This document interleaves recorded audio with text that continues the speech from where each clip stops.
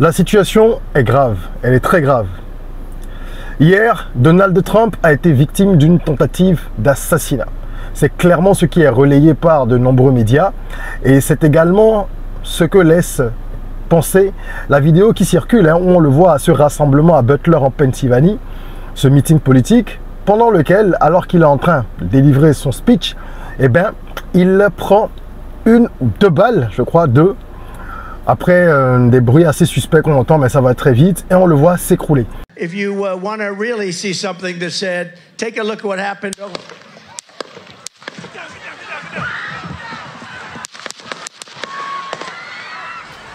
I got you, sir. I got you, sir. Let me get my shoes, sir. Hold that in your head. It's bloody. So we got to move to the bus. Move to the bus. Let me get my shoes. Okay, my shoes down. My shoes. Watch out. Wait.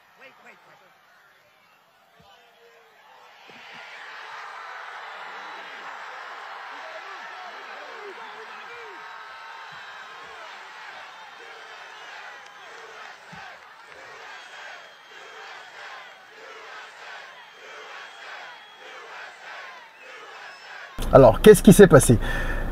Pourquoi j'aborde ce sujet aujourd'hui? L'actualité, c'est pas forcément la tasse de thé de cette chaîne, ok? Ça nous arrive de l'évoquer, et même quand c'est le cas, on parle beaucoup d'actualité africaine, plus que d'autres choses. Et on pourrait se dire, oui, mais ça s'est passé aux États-Unis, ça ne nous regarde pas, etc. Non, ce serait une erreur. Ça nous regarde parce que nous sommes quand même dans un monde globalisé, on parle de la mondialisation, où des interactions existent entre les différents pays, les différents gouvernements, les intérêts des uns et des autres s'entremêlent, ce qui est normal, nous ne sommes pas sur des planètes isolées. Il faut donc regarder cet événement avec attention et se demander qu'est-ce qui s'est réellement passé et pourquoi est-ce que ce genre d'événement peut intervenir maintenant. Vous n'êtes pas sans savoir que la campagne électorale bat son plein aux États-Unis, que Donald Trump va affronter Joe Biden, ce qui, moi, me paraît déjà assez curieux quand je vois ces deux candidats. Pourquoi? Ça, c'est un avis personnel. Je trouve qu'ils sont vraiment, je dirais un peu déconnectés, quoi. Un peu déconnectés parce que, rien que de par leur âge, ils ne sont plus forcément à même d'avoir toute la vivacité qu'il faut pour ce genre de fonction. Et également, leur perception du monde est un peu différente, forcément. Alors, ils sont de toute façon en lice, hein, c'est eux qui vont s'affronter, c'était juste une parenthèse. Il y a des enjeux qui sont sérieux.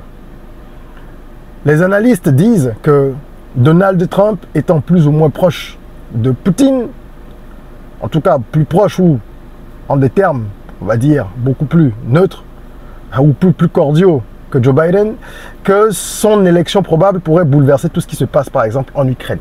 Il y a d'autres sujets, mais ça c'est un sujet qui revient assez souvent. Est-ce que c'est ça qui lui a valu ce qui s'est passé? On n'en sait rien. Les thèses, elles sont différentes. Certaines personnes pensent qu'il y a véritablement eu tentative d'assassinat. Est-ce que c'est le cas? On ne sait pas, on attendra. On a vu quand même des éléments assez curieux. C'est-à-dire que lorsqu'il tombe, il se relève ensuite et il lève le poing. Ça, c'est du Donald Trump tout craché. C'est pour montrer qu'il est en place, qu'il ne bougera pas, qu'il ne cédera pas à l'intimidation. Ça, c'est vraiment son caractère, hein, c'est ce qu'on lui connaît, quoi. C'est le mec un peu brut, entre guillemets, d'accord, qui affiche beaucoup d'assurance, qui va au pas de charge, etc. Mais il ne faut pas oublier que il y a d'un autre côté ceux qui pensent que ça pourrait être une sorte de tentative de manipulation des masses. Et c'est marrant parce que si vous regardez sur internet, les interprétations vont bon train. Il y a également des spécialistes de tout ce qui est langage corporel qui s'invitent dans la discussion, ce qui est normal pour donner leur avis et partager justement leur opinion. Et je voudrais bien en commentaire que vous puissiez également partager votre opinion. Qu'est-ce que vous pensez? Est-ce qu'il aurait vraiment pris ses balles? On le voit tomber, on peut se dire que oui, c'est réel. On peut se dire que c'est une vraie tentative. Il paraît que le tireur était sur le toit d'un bâtiment, bien sûr, alentour, et que voilà, les tirs sont partis de là. Là où ça paraît un peu plus suspect pour certains, qui se disent que c'est peut-être une manipulation, et que c'est pas un schéma comme ce qu'on a pu voir avec Kennedy, hein, cet événement tragique dont on se souvient, Donc on a tous vu, hein, de toute façon, dans les archives et l'histoire. Ceux qui ne sont pas de cet avis disent que c'est pas possible qu'aux États-Unis, dans un pays où la défense, tout ce qui est défense, protection, services secrets, etc., dispose de budgets hallucinants et est formé à des niveaux exceptionnels, que ce n'est pas possible qu'une erreur pareille ait pu être commise par les services de sécurité. Ce n'est pas possible qu'un candidat qui est un ancien président de surcroît, donc avec des services de protection rapprochés qui sont vraiment du standard le plus élevé possible, se retrouve dans une situation pareille où on n'a pas pu identifier, sécuriser convenablement les alentours, à une époque où on a des drones, on a toutes sortes d'armes et d'éléments, d'outils de surveillance. Pour beaucoup, ça paraît surréaliste. Ça ne paraît pas crédible. Il y a également ceux qui disent que lorsqu'on observe la scène, et qui sont dans la même veine, hein, lorsqu'on observe la scène, qu'on a l'impression que c'était quelque chose de prémédité, déjà on va dire arrangé, parce qu'il regardait dans la direction plus ou moins d'où la balle est venue, et que la réaction de son service de protection juste après sa chute est une réaction qui trahit un petit peu le montage. Alors ça, c'est ce que les gens disent. Moi, je voudrais bien avoir votre avis. Personnellement, je suis un peu confus. Je suis confus parce que je suis également surpris que les services de sécurité d'un ancien président de la République des États-Unis d'Amérique aient laissé passer ce genre de choses. Surtout quand on sait que dans ce pays-là, à partir du moment où il y a déjà eu un scénario similaire dans l'histoire, ils ont dû préparer des tas de réponses, c'est-à-dire des protocoles super bien établis pour limiter tous les risques. Il n'y a pas de risque zéro, c'est vrai. Donc ça amène aussi à modérer la réflexion lorsqu'on se dit ouais non c'est trop facile, on se dit ah oui mais ça peut arriver également. Le tueur ou le coupable, pas le tueur puisqu'il n'est pas parvenu à ses fins, le coupable a perdu la vie, il aurait été neutralisé par les agents de sécurité de la garde rapprochée et il y aurait eu 2 autres morts. Voilà un pays qui est censé être la plus grande démocratie, nous dit-on, au monde, etc., etc. Et dans lequel on retrouve assez souvent des excès qui nous amènent à nous demander vraiment où est-ce que nous allons. Alors moi, je ne regarde pas les actualités de ce genre, même les infos, généralement, je ne regarde pas. Parce que voilà, ce sont des instruments qui sont pensés pour distiller la peur, la haine, et ce ne sont pas des émotions qui vous font progresser. Hein, lorsque vous voulez marcher dans certaines directions et que vous voulez essayer de vous élever ou de grandir. Il faut essayer de rester à l'écart de la peur, de la haine, etc. Mais on ne peut pas être en marge de tout. Il y a des informations qui sont capitales. Et je disais que ça nous concerne aussi. Pourquoi? Parce qu'il y a évidemment des enjeux géostratégiques importants. On sait très bien que l'Afrique est aujourd'hui dans un tunnel. Et quand elle en sortira, on verra une nouvelle cartographie des alliances géostratégiques.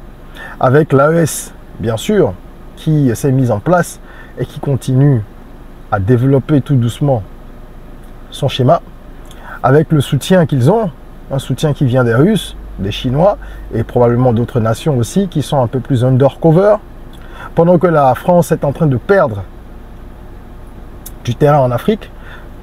Les États-Unis aussi, notamment dans la région du Sahel, qui est une région stratégique sur le continent pour ces superpuissances, comme on les appelle. Et bien, quand on voit tout ça, on peut s'interroger. Est-ce que Donald Trump, en perte de vitesse, aurait tenté, d'une façon ou d'une autre, comme certains semblent le laisser entendre, de donner un coup de boost à son capital sympathie? Parce que ce genre d'événement, évidemment, ça va mettre beaucoup de personnes de votre côté. Par compassion simplement. Nous sommes des êtres émotionnels. Et les politiciens du monde entier le savent. Ils savent jouer mieux que quiconque là-dessus. On sait très bien que Trump, il a plusieurs procès en cours. Les accusations sont multiples. Il a d'ailleurs été accusé il n'y a pas longtemps, reconnu coupable, je dirais, dans l'un des procès. Je crois que c'était des accusations, c'était par rapport à quoi? Voilà, falsification de documents d'affaires et d'interférences électorales. Bon, bref. Et il a pas mal d'autres affaires qui sont dans le placard. C'est un homme d'affaires, donc qui a des casseroles qui a fait beaucoup de choses, pas forcément, on va dire, très clean au cours de son parcours, comme beaucoup de personnes qui atteignent ces niveaux-là, de toute façon. Et donc, au moment où on veut essayer de tenir, on ressort tout ça. Donc, il est déjà dans cette phase où, en termes de popularité, même s'il a de vrais soutiens, il y a des difficultés pour son camp et pour lui. De l'autre côté, on a Joe Biden, qui évidemment est critiqué aussi par les pro-Trump. Et on reproche beaucoup à Biden sa gestion de l'inflation.